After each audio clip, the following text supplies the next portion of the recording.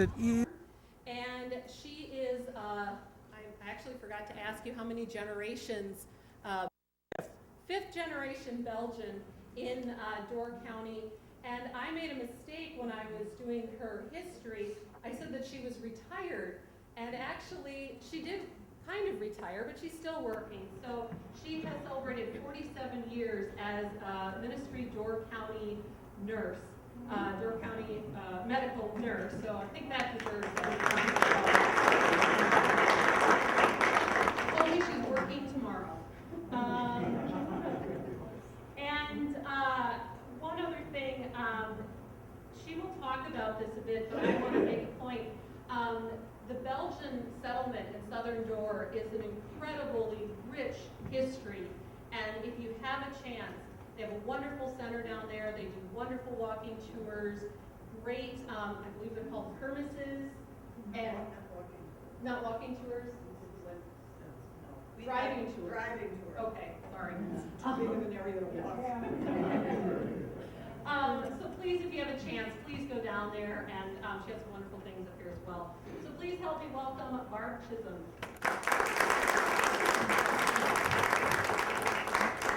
I'll turn that up. Hi, everyone. Like she said, my name is Barb Chisholm, but around in my neck of the woods, I am known as Barb Engelbert, Louis and Ida's daughter. And I have been doing these talks for quite a while. It's just so exhilarating to talk about my heritage. I'm going to do this in two different ways. I'm going to, first of all, tell you about the Peshtigo fire, both sides, do a little synopsis because usually people know just... I'm gonna make it closer. Okay. Sorry. Maybe not. There we go. People just know about the Peshtigo side. Actually, it devastated the Brussels area, almost from the point of New Franken, which is just south of Green Bay, to just a short distance from Sturgeon Bay. I will tell about that. Then towards the end, along about the last maybe for half an hour, I will explain that. And then for the next 15, 20 minutes, I'm going to become my great-grandmother. Her and her husband, my great-grandfather, and their infant 6-month-old son survived the fire. And this, what I tell you, is from stories handed down. Our side of the bay people didn't read or write English very well. It was not very well populated, so stories were handed down from generation to generation.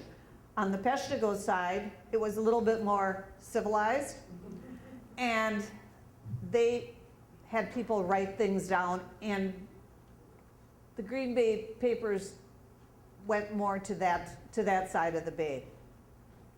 So, October 8th, 1871. Now, as our fire was going on, there was also a huge fire in Chicago. The Chicago city was burning. The country's thoughts were all to the city. Little did they know that about 250 miles north, another fire was brewing. This one would claim more lives and more acres. A loose estimate was about 2,500 square miles and 2,500 deaths. This is a very rough estimate because people did not necessarily register when they came to the New World. They would come on ships, walk into the wilderness, get involved with what they were doing, and never really registered anywhere. So consequently, there are a lot of unaccounted people that all of a sudden, months later, they'd say, oh, we found some more bones. We found some more body parts. When I'm doing my talk a little later, I'm going to refer to Williamsonville. That is what, if you're from around here, is a little bird called tornado. It used to be on the highway. Now it's on DK. And there is a small park there, which is that area right there has a plaque to what happened there. That is the only really recognition of the fire having passed through. There's no tombstones. I'm a bit ghoulish. I wander around cemeteries, and I've never seen anything from 1871. Whereas Peshtigo has a larger cemetery, and it's really interesting if you get there, because besides each tombstone of a person that died in the fire, there's a plaque that tells you how they died. Like, for instance, one family, the father had tied up his horses on the buckboard and was racing to the city, and suddenly the horses came loose, so he stopped, and to rehitch, I guess, the horses, and he turned around and a ball of fire had landed in his buckboard and completely consumed his wife and family. And that is explained there. Okay, now to get, first of all, I got to do a little housekeeping here. For those of you that know I'm a nurse, I still wear my nurse's cap. So I changed one cap for another cap.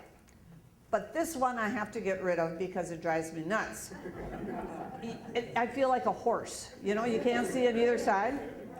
But this is typical of what the immigrants wore back then. It is, and it was handed down a long time, because this is my mom's. The hat would go down the back to keep the dust and the wind from blowing down, and they would have stays in the caps. And so consequently, there were like little pockets, and when it got dirty, you just pulled the stays out, set them aside, washed it, and then put the stays back in. It beats starching. My cap I starch and put on the refrigerator, then peel it off. This apron too, I was wondering when I ordered it as to why it didn't have a top that went around. Well, I researched it, and the reason being is it was not considered good etiquette at that time to welcome guests with a dirty apron. Now, ladies, when you have an apron, where do you wipe your hands? Here. Okay, so they heard people coming. They had little pins in here. They'd pull the pins, drop the front, and it would cover the dirty part of the apron. So then they didn't have to wash the apron right then. They could use it. We were very thrifty people. All right. This fire was a fire that is still being researched today. It is still one of the worst natural disasters in the United States. In fact, in some magazines, it is on the same level as the Hurricane Katrina. It started in very different ways. In Peshtigo was a wild town at that time. Railroad workers were going up to set the railroad. It was a place where shingle mills were, and there's a woodenware factory. Lots of itinerant people would be coming in and out. At the time of the fire, the inhabitants was about 2,000, but it was growing by 50 to 100 people a week, just from people coming in. It was a lawless town. I read this and I thought, oh, that's rather interesting. It had 2 churches, but 60 saloons. All right, that ratio isn't there. And just as many houses of prostitution. So you can tell it was a wild and woolly town. Lynchings were even done. There's a story about a bouncer at one of the local saloons that accidentally shot the wrong person, and so he was going to be strung up, and he was, and then when the people sobered up, they thought, oh gee, we did the wrong thing. But anybody that shot the wrong person doesn't deserve to be living anyway, so life went on.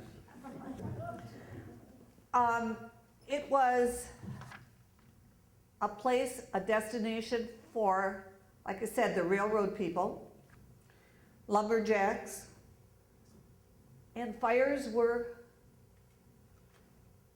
burning in all different areas, even at this time.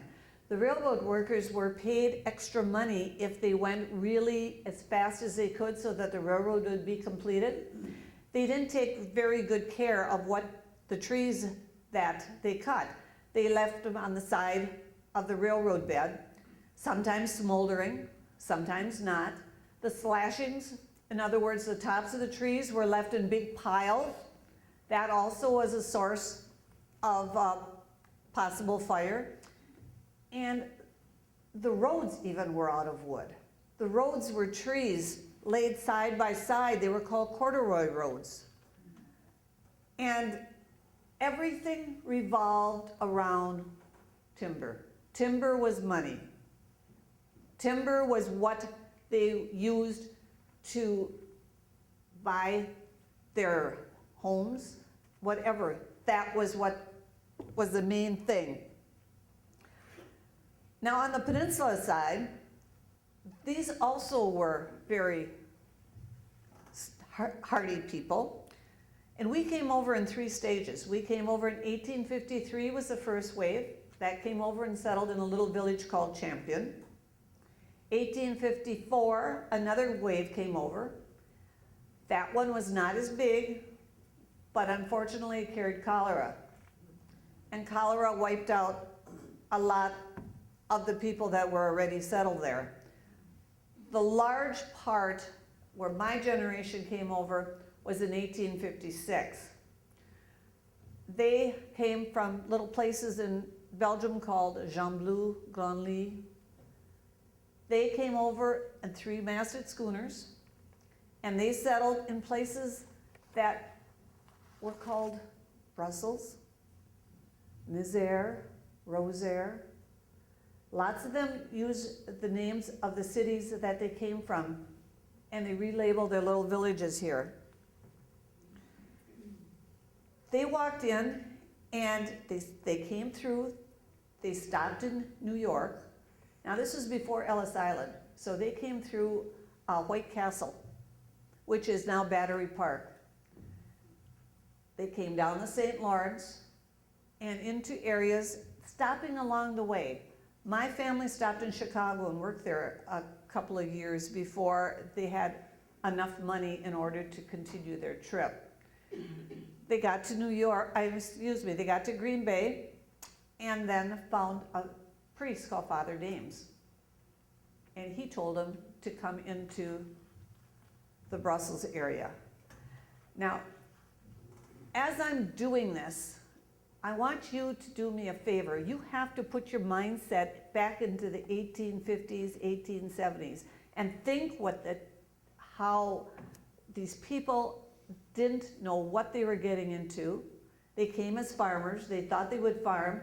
They walked in and, oh my God, look at all these huge white pine. They hadn't intended to start by being lumberjacks. In fact, it said the first crop that the Belgians had in Brussels was shingles. They started producing shingles. They had to clear the land, but they also were not the most studious. They also piled up wood. They also had slashings. They also had all this sawdust they didn't know what to do with, so they piled it on. Rivers dried up. Logs couldn't be floated down the river. They piled it next to the roadbed. It was so dry that things were timber lit, anything would set it off.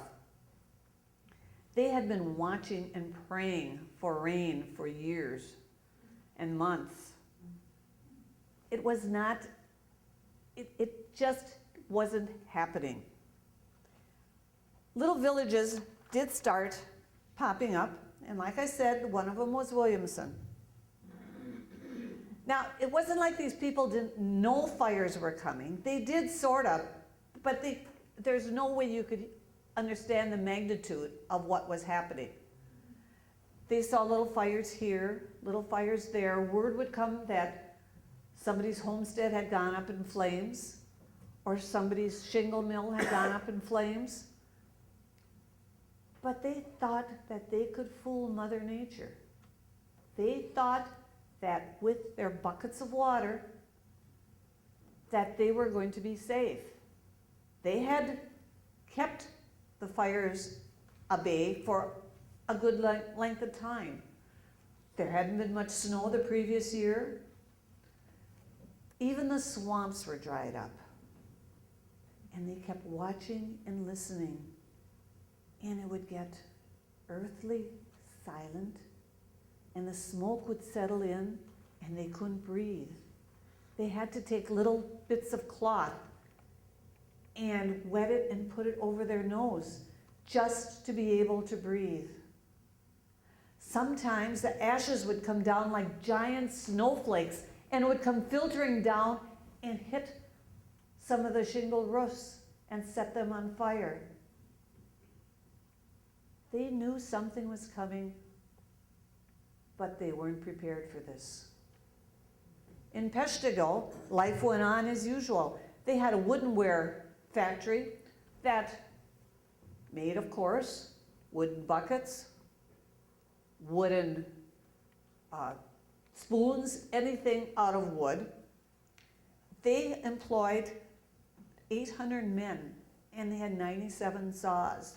So it was going day and night. It was also to be understood that since this was their main way of employment, the mill was first, your family was second. And so many people, many of the men, ran to the mill after they had made sure that their families were safe, but they knew they had to save the mill. Interestingly enough, wandering through this area was an itinerant preacher on both sides. And the itinerant preacher was preaching fire and brimstone. And guess how the end of the world was going to come? In a fiery Holocaust.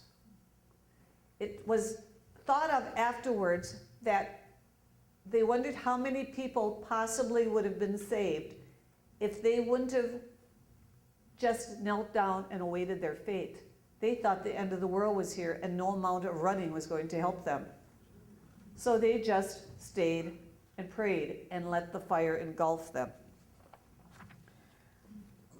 It was also said that they knew the fire was burning in the peat moss. Now, that moss had been there for centuries. And it wasn't unusual to see a little stream of fire go squirting along and then hitting a tree, and the tree would erupt and fall.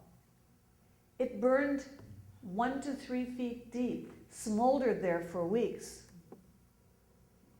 It was just, I've done a lot of reading, and every time I do this, it just takes my breath away to think how these people must have felt. They were trapped. Their roads were burned. Their bridges were burned. A fire was coming.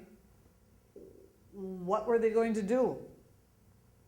Now, the Native Americans also could see this was coming. But due to being here for centuries, they decided that they would build trenches around their settlements to try to save them. They blamed the white person because of their plows and their dams, etc. They thought they had brought on the drought. Now, people began saving things. They began by digging holes in the ground and burying what they believed to be most valuable to them.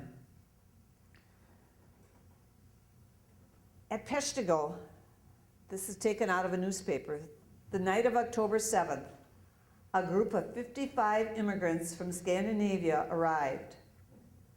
Few could speak any English. At best, this frontier land would have seemed strange to them until they had learned a little of the language and settled down in the new life. Little did they know that they had brought themselves into certain death. They were never heard from again. The papers were telling about all the different settlements that were going up in flames. And one in particular brought to mind October 5th, the Door County Advocate. On Monday and Tuesday, the hands at Williamsonville Shingle Mill on the central road in the town of Gardner worked zealously to preserve the property from destruction.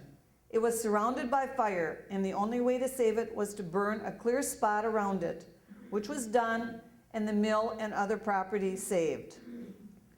They also said in Peshtigo they had a bucket brigade.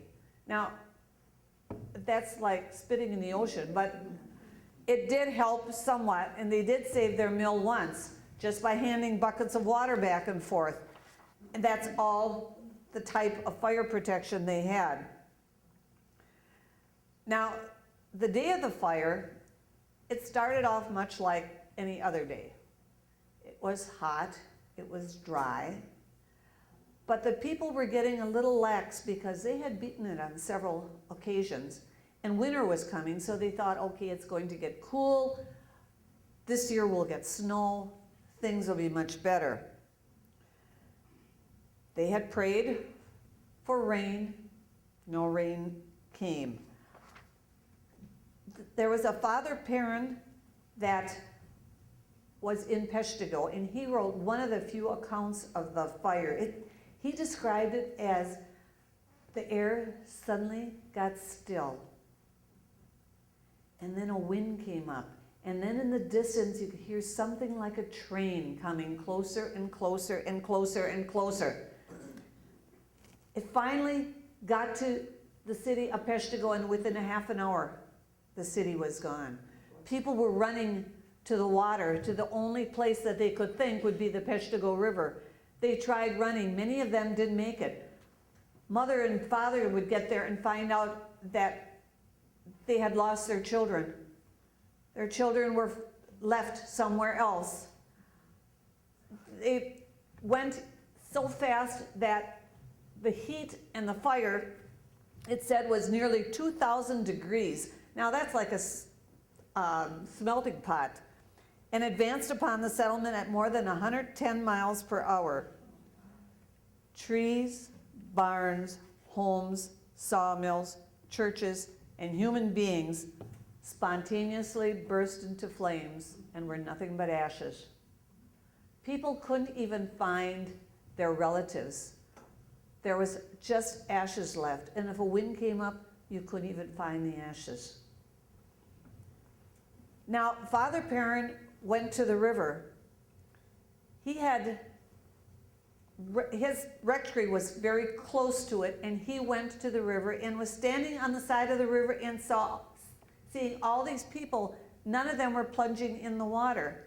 They all thought that this was the end of the world. They were praying. But when the priest jumped in, they followed. And so they were in the river, which sounds really good, but this was October. That river was really cold. And many people started having hypothermia. And they had to keep dunking their heads in because the fire would come burning along. Some people lost their lives because the cattle jumped in the river too, and they were swimming along and they knocked the people and drowned. There's one story about a woman that grabbed the horns of a cow swimming by, and he brought her to safety. They stayed in there for nigh unto, I believe it was 5 or 6 hours, and watched their village burn. There's one story, in fact, that's one of the tombstones. This big brother had saved his little brothers. He had brought them to the river and put one on each shoulder and proceeded to dunk. They had to dunk back in the water in order to keep the fire from consuming them. And he did, and he survived. And when he came out, both of his little brothers were dead. They had died of hypothermia. They were a lot smaller and they couldn't take the cold. There's a story about a Norwegian woman who survived the fire on the banks of the river, and she was pregnant. She gave birth to a little one, but then died herself. And it never did relate what happened to the child. It was one terrible story after another. They came out of the fire. They came out of the river, and they didn't know where to lay, where to go. They were shivering because of the cold. And the same thing was happening on the other side. On, I always say, my side of the river.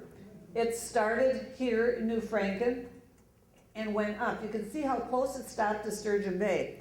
The people of Sturgeon Bay were watching the fire, and they thought they were all set too. They had their one fire engine and a few buckets of water, and they figured, well, they were set. But it stopped. It stopped before it got there.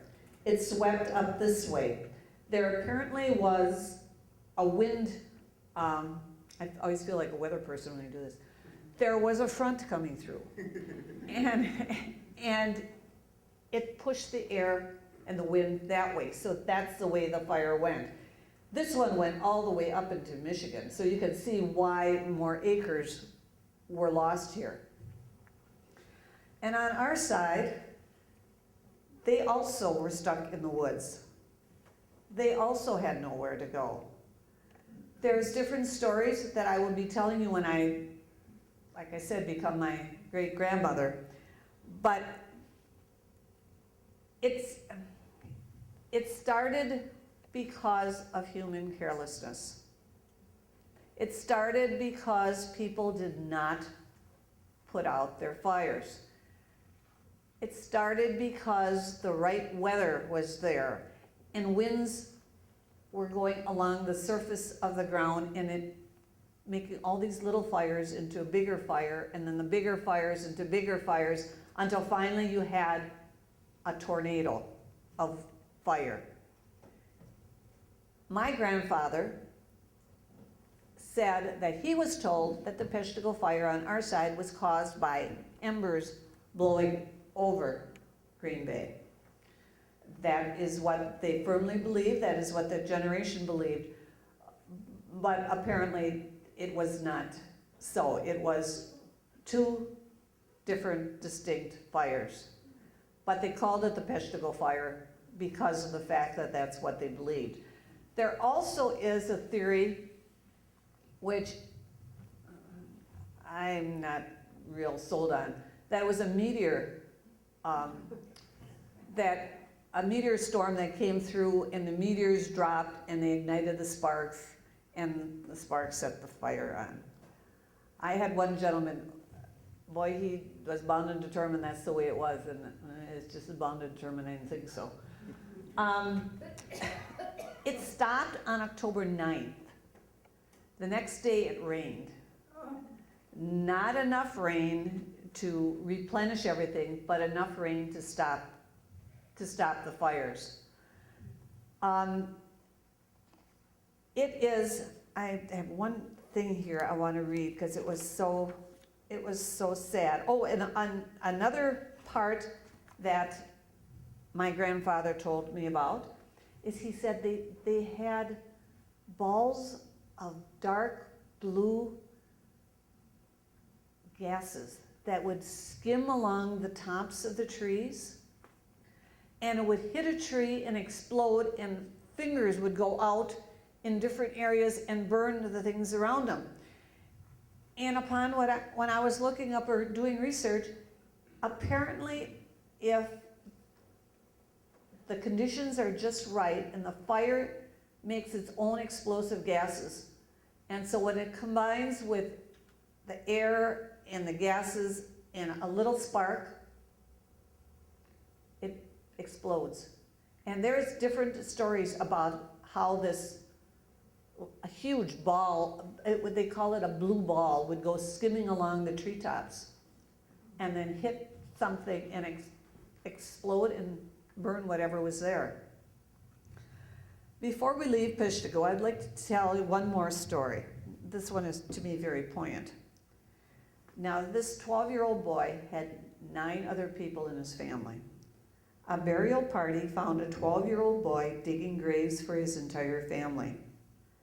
The bodies were not really bodies, but lumps of charred flesh, some with a few remnants of burned clothing, others with bones sticking out. They fit all the remains in a few of the 9 small coffins he had made, buried them, and moved on to the next farm. The boy then dug up the boxes, separated the remains into his 9 boxes, and carried them one by one on his small shoulders to the cemetery a mile away.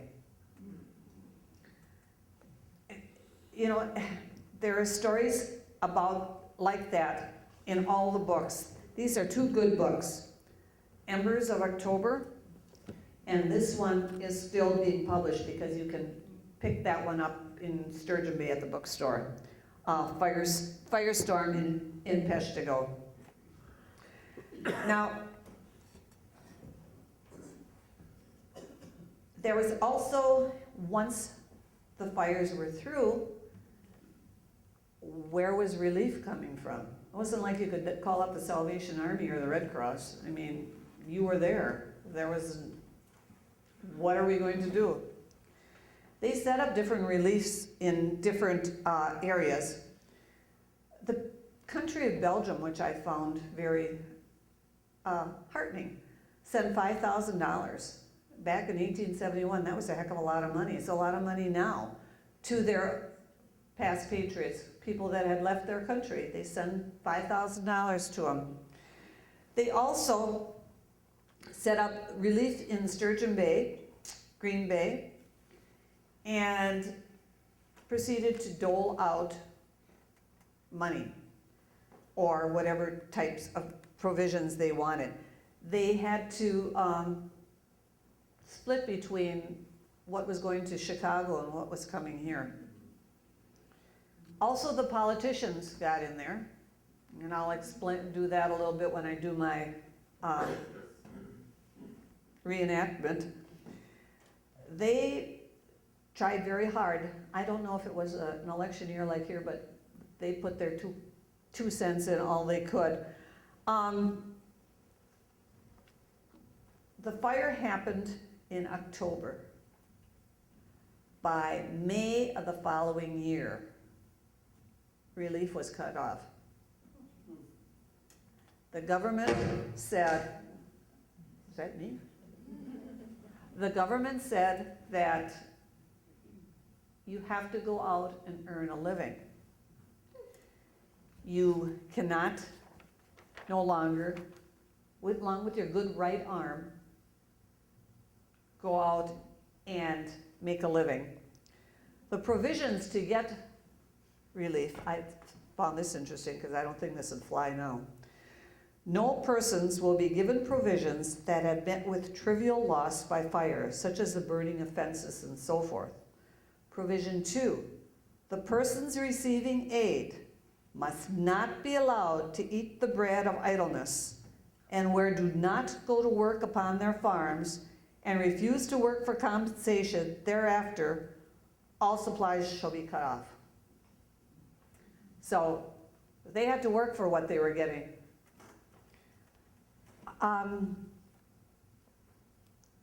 A last little piece before I become my great-grandmother is the difference in Peshtigo and our side was, like I said, Peshtigo got more press because it was a village. It was a concentrated area.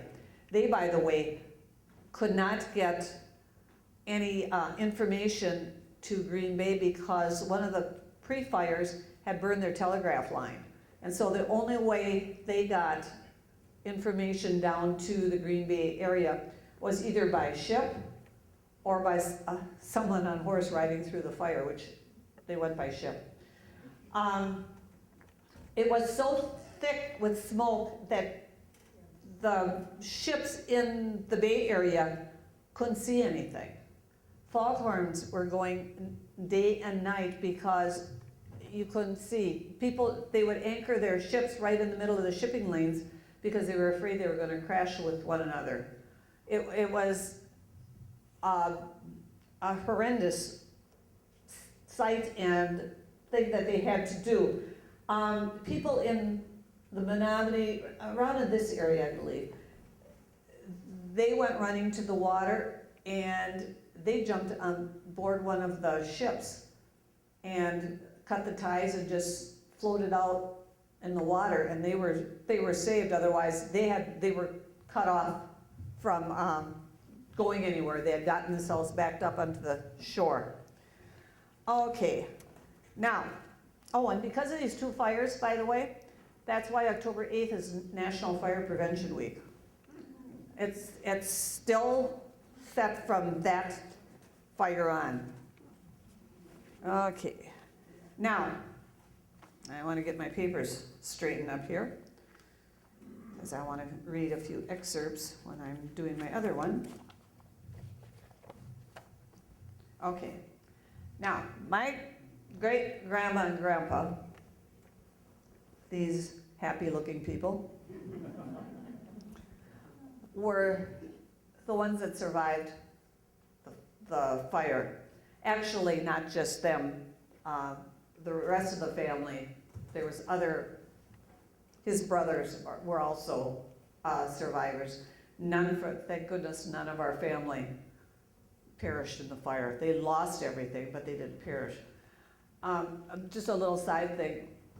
I do these talks for the schools, and I was at one of the Sturgeon Bay schools, and I said, "Do you know anything about the Peshtigo fire?" And this little boy said, "Yes, we do." And I said, "You do?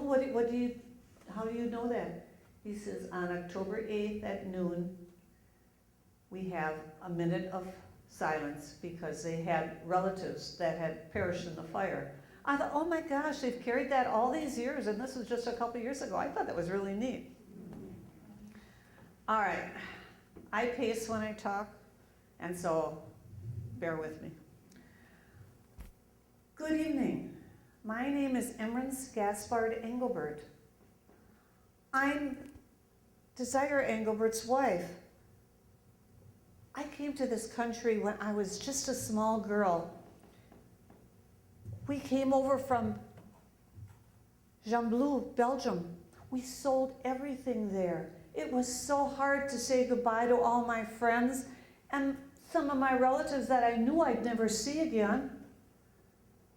But Pa said we were going. He wanted to come to the New World in order to buy land and to become a farmer and own land. So we came it was a long journey. It was just day after day of nothing but water and wind, very little to eat. We arrived in New York and slowly made our way down to Green Bay. We got to Green Bay and Pa found some land. We got ourselves a guide and he said, "Come, we're going home." We started walking. We walked and we walked through these deep woods. It was so dark you couldn't see the sun. You looked up and all you could see were these huge trees with a canopy of green above. We walked and we walked some more.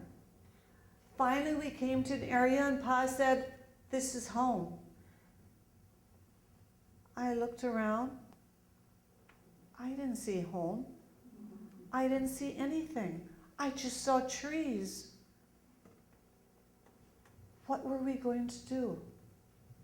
We made a little shelter to spend the night, and I was so afraid. I thought for sure we had heard about these Indians, and we had heard about these wild animals, and here I was in this little tent. But we made it, and little by little, Pa and the boys cleared the land. They chopped down these huge trees and piled them up. We built a little log home.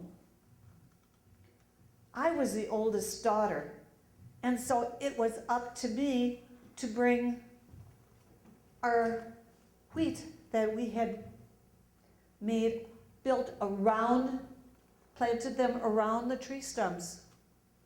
We harvested them, and then we put them in a bag, and I put them on my head and walked, about 15, 20 miles to the closest grist mill. You had to be careful because it was through these thick woods, and the only way you could tell the path was by bark being pulled off of trees, and if you got off that path, you were lost. There's stories about one woman, family was looking for her for weeks. Finally, they came upon her prostrate body next to a tree. She had gotten off the path and had frozen to death. So I paid very close attention to what I was doing.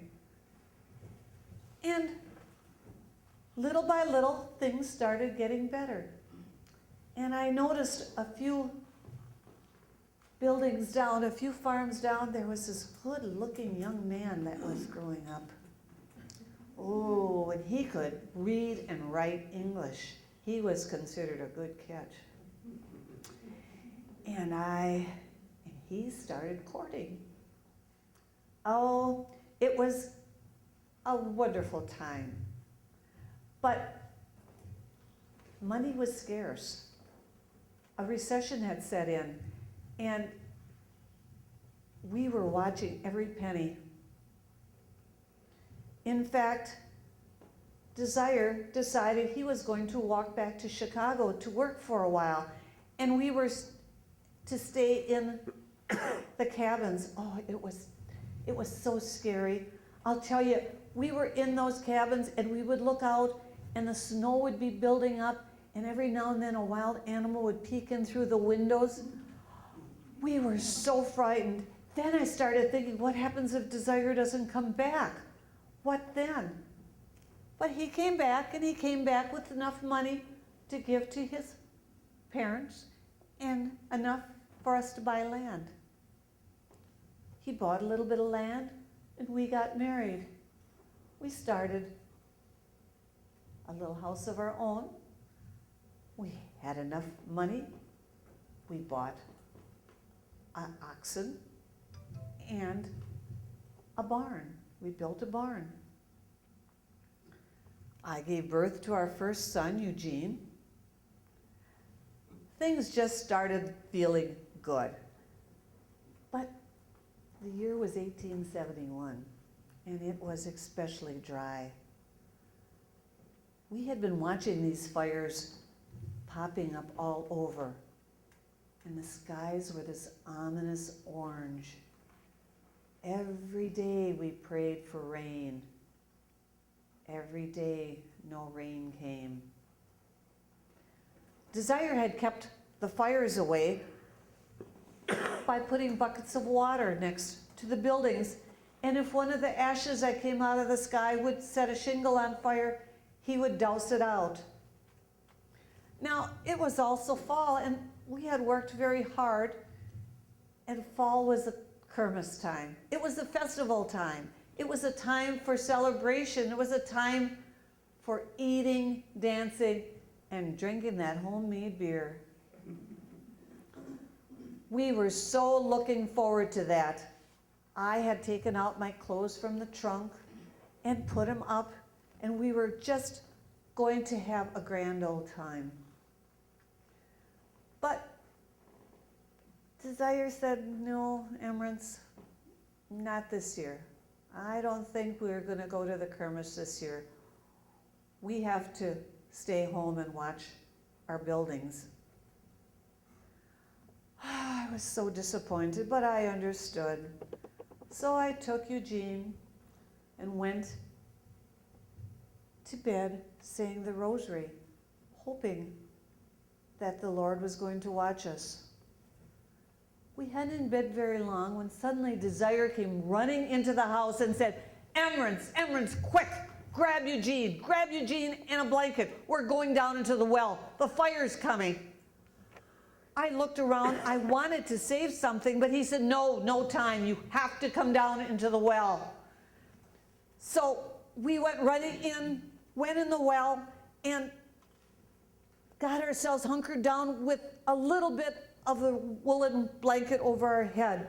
Slowly we could hear the fire approaching. Suddenly there was noise all over. Birds were falling out of the sky. Animals were running into our clearing, mixing with our cattle. The noise was terrible. The fire kept approaching, and we kept praying that it would pass us by. Little by little, the night passed. We handed Eugene back and forth to keep him from getting burned because things were falling into the well. In the morning, we got up and climbed up out of the well. We looked around. There was nothing left. Nothing. Just melted parts of our machinery. Our house was gone. Our barn was gone. We looked to the east, and there were the Koismans coming. They too had been devastated by the fire.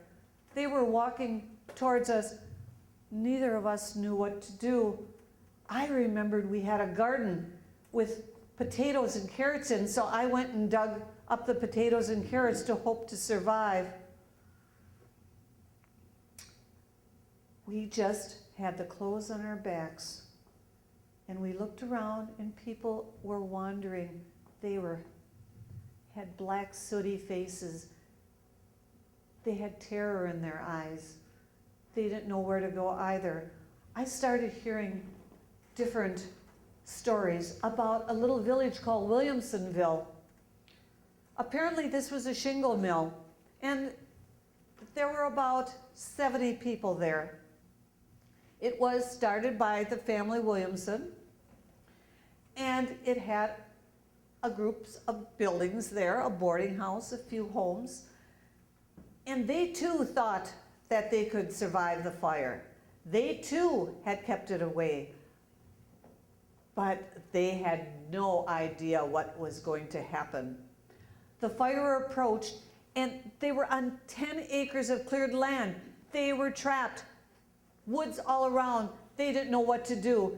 They went running towards a place called the potato patch, which was a cultivated land, thinking that maybe the fire wouldn't come there. They put the women and children in the middle, the men on the outside, and they put the blankets around them.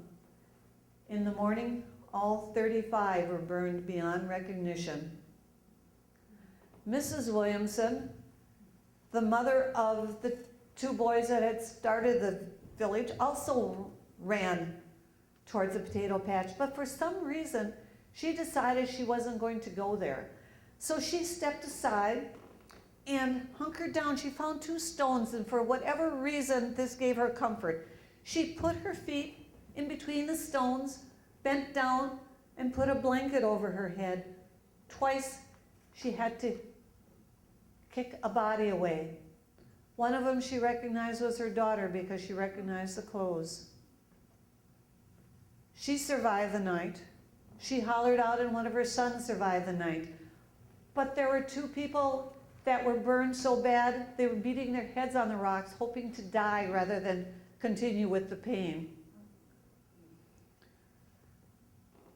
Little by little, they decided to walk to Sturgeon Bay. The thirst was terrible. They had gone to a well that was there, and they were told that 7 people had descended into the well. The bottom 5 survived, the top 2 people that were on top burned. And they said, do you want to drink this water? They were so thirsty, they said yes, they were going to. And they proceeded to walk to Sturgeon Bay. There's another story about a place called Robinsonville.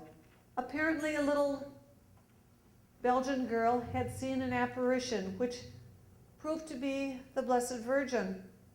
And she asked the Blessed Virgin, what do you want me to do? And she said, teach the children about my son. So she had built a little chapel, consecrated a certain amount of land. When the fire came, the settlers started coming to the area, bringing their cattle and praying. When the fire got here, it split and went on either side of the chapel. That ground was not burned at all. We steadily started getting a little bit of relief. But we read different articles in the papers. One of them really got Desire upset because it said the people in the burnt district are allowing their cattle to roam around. They need to build fences. Now I ask you, how were they going to build fences? And Desire said, if we build fences, we're not building homes. And if we're not building homes, we can't become self-supportive again. People are just so different. There also is stories about the politicians. One politician in particular, a Mr. Boshek from Oshkosh, had been appointed to gather up money. He gathered up $3,500. It was given to him to give to us. Well, he didn't give it to us. He kept it. And he gave it back to the people that had given them to him because he said, we didn't need it anymore. Well, now he's running for Congress, and guess who's not going to get our vote? Now, as for Desire and I, we built another home. Only this time, we built it of brick. We were not going to be fooled again. We had more children. We became a very self-supportive family. And once again, there were giants among people. Not giant trees, but giant men and women who, because of their faith and their determination, they had survived one of the worst fires I could ever hope to tell you about. Because people walked around years afterwards with scars from that fire, not only outwardly, but inwardly. And they had to survive. Thank you.